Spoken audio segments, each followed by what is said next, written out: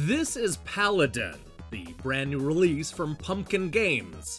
It's a 2D shoot-'em-up that takes a lot of influence from the classic arcade games of the 1980s.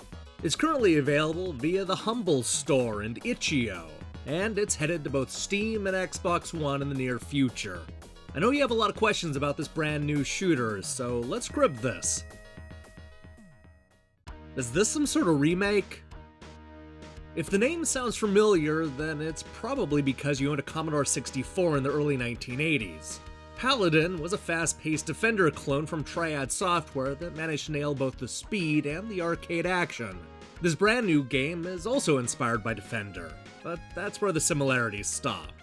It uses the wide horizontal space as a jumping-off point and adds dual-stick shooting, leveling up, and even city defense. It's a game that has a lot of familiar parts, but still manages to feel fresh and unique. Back to the name Paladin for a moment.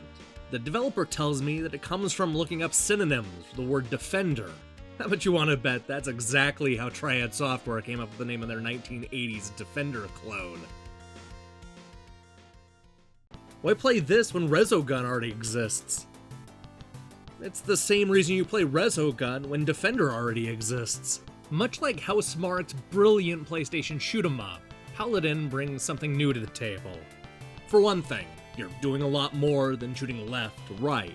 The dual-stick approach gives you complete control over who you target, and it also breathes some new life into the familiar formula. You're also tasked with protecting the cities down below, which adds a lot of urgency to an already tense firefight. Perhaps the most interesting addition involves leveling up your ships between rounds. The idea is to pick up as much cash as you can from the downed alien ships.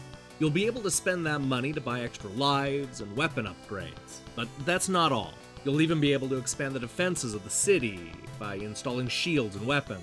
Best of all, these upgrades are permanent as you work through 40 challenging stages. Is that all there is to Paladin?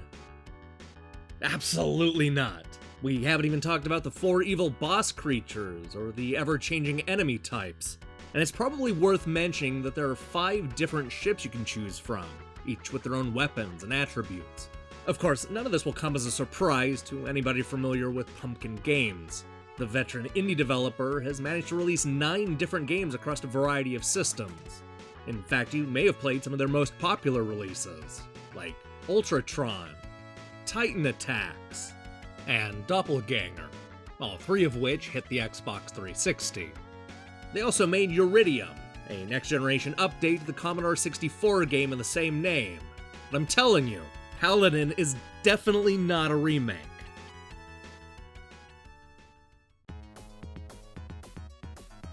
Fans of Defender who are sick of replaying Resogun will find a lot to love in Paladin. I love the mix of genres and how polished the package feels.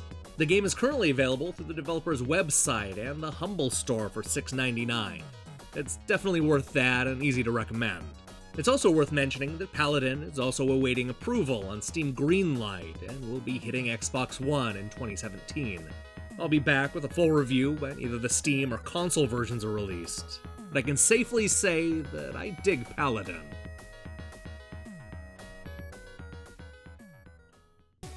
Hey, thanks for watching our preview. This is lining up to be an incredibly busy week, with coverage of everything from Last Fight to Syndrome to Butcher. We also have a very cool point-and-click adventure game coming up, as well as the long-awaited Bunker Punks crib sheet. Oh, and we're going to be debuting our review of Origami on Tuesday. It's a stylish stealth action game hitting PlayStation 4 this week, so tune in tomorrow and find out what I thought of that. In the meantime, I recommend you click the subscribe button and support what we're doing here. Until then.